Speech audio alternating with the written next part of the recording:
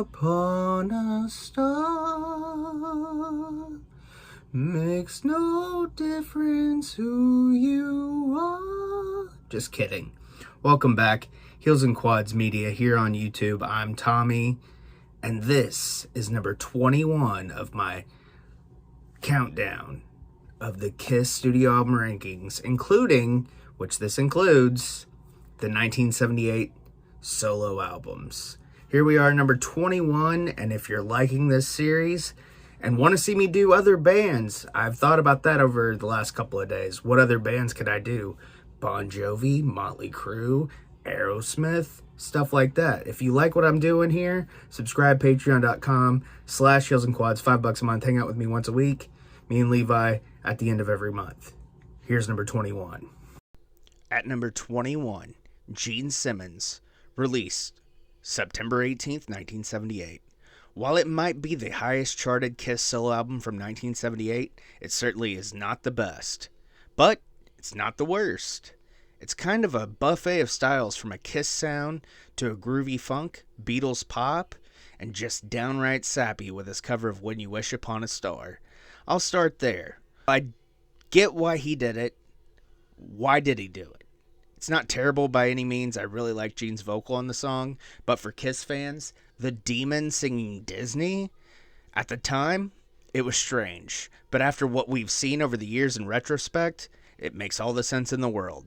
Add in guest appearances from Joe Perry, Bob Seger, Cher, Donna Summer, Jeff Skunk Baxter, Rick Nielsen, and even Janis Ian singing on the intro of Radioactive. It's literally a who's who of music at the time. Shit, even Katie Seagal, TV's Peg Bundy, makes an appearance.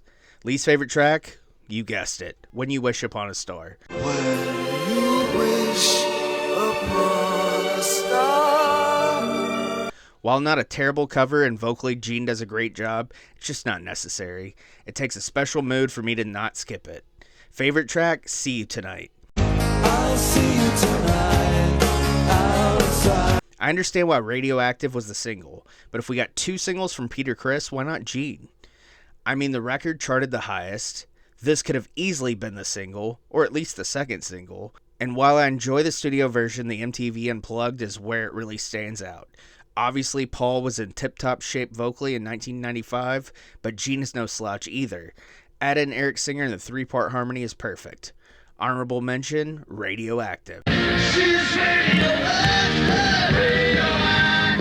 I mentioned before that it was the single, and with good reason. It's the most Kiss-sounding song on the record, minus See You in Your Dreams, which is basically Gene covering himself, since it was previously released on Rock and Roll Over. The Gene Simmons solo album from 1978. As I said in the voiceover, it covers everything, every genre of music. It seems covers a lot of ground, and there's a lot of guest stars. The more I listen to it, the more I could see this going higher up on my list. I could see why it was charted better than the other solo albums. Not really, but I like to say that. I try to give the positives even on the records that I don't think are their best.